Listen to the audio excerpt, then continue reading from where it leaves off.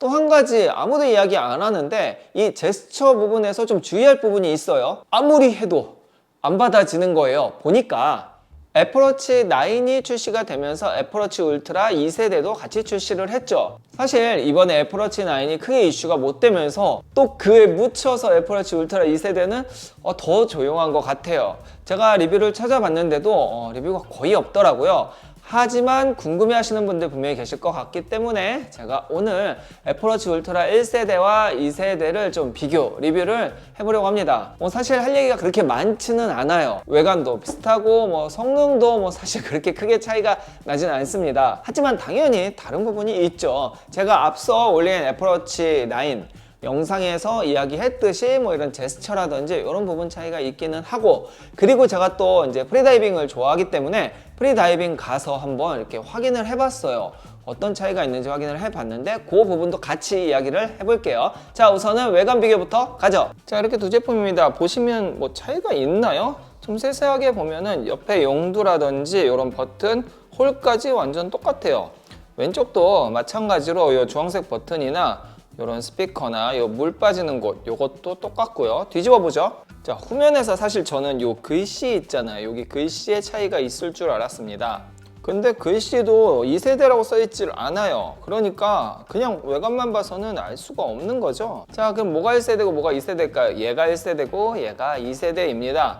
그냥 외관으로는 알 수 없습니다. 자, 이렇게 외관이 완전 똑같아요. 너무 똑같아요. 정말 눈으로는 절대 구분을 못합니다. 조금 다르게 내도 괜찮지 않았을까 싶기도 한데 여튼 그건 애플의 깊은 뜻이 있겠고, 그러면 제스처도 한번 보기는 해야겠죠. 자, 한번 제스처 해보도록 하겠습니다. 자, 여기 보시면은 두 번 하면 죄송해요, 1세대다. 이게 2세대네요. 바꿔 찰게요. 자, 이렇게 화면을 보고 두 번 따닥 하면은 울림이 진동이 나타나고 위쪽이 아까 보셨나요?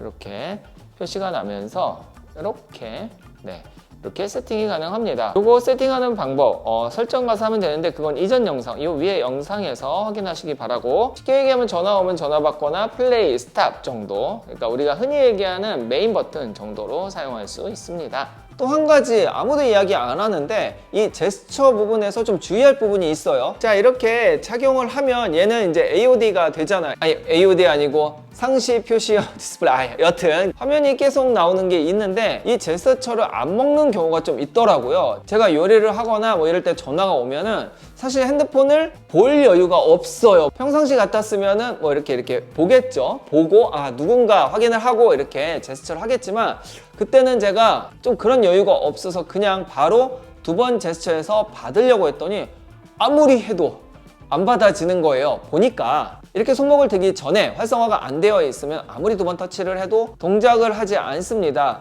이렇게 돌려서 화면이 좀 밝아지고 활성화가 됐을 때 두 번 눌러야 제스처가 동작하는 거죠. 사실 생각해보면 당연한 거긴 한데 저는 그때 좀 당황을 해서 이럴 때도 있다는 점 오늘 좀 이야기를 해드리고 싶었습니다. 자, 그러면은 다이빙할 때 모습도 좀 봐야겠죠. 제가 영상을 좀 찍어 왔는데 영상 보면서 이야기할게요.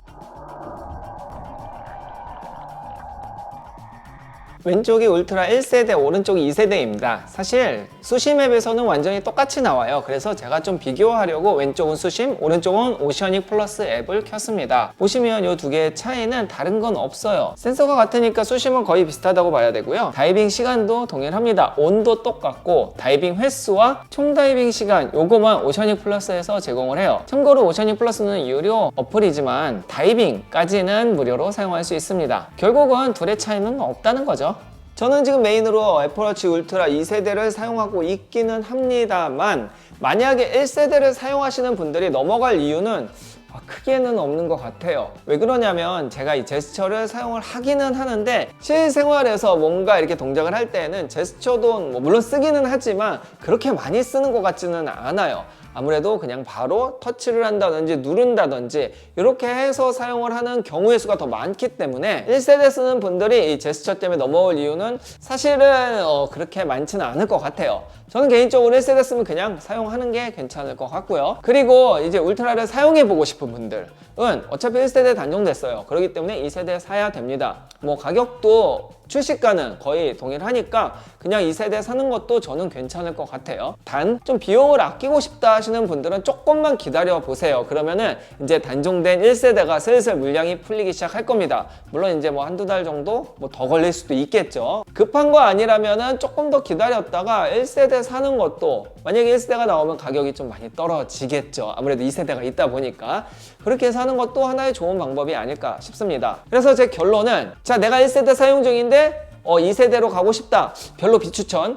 자, 당장 울트라를 써보고 싶다. 저처럼 뭐 이렇게 다이빙을 해야 되는데 수심이나 뭐 시간 체크를 해야 된다. 그러면은 뭐 2세대 사야죠. 1세대 없으니까. 그리고 당장은 아닌데 울트라 한번 사용해보고 싶다. 근데 뭐 기능을 이렇게 많이 쓰지 않고 제스처도 뭐 잘 안 쓸 것 같아 하시는 분들은 1세대 조금만 기다렸다가 뭐 쿠팡이나 이런 데 풀리면은 그때 사시면 돼요. 아마 공홈에는 안 풀릴 확률이 높습니다. 제가 밑에 더보기에다가 애플워치 울트라 2세대 뭐 쿠팡 링크도 해놓을 거고, 1세대가 풀리면 1세대도 제가 링크 같이 나중에라도 좀 넣어 놓겠습니다. 나중에 영상 보시는 분들 참고해서 합리적인 소비하시길 바랍니다. 이 애플워치는 아이폰 쓰는 분들은 무조건 있어야 돼요. 너무 좋기 때문에 꼭 하나, 뭐 SE라도 사시는 걸 추천드려요. 자, 그럼 오늘 영상 여기서 마무리합니다. 다음 영상에서 뵐게요. 감사합니다. 안녕!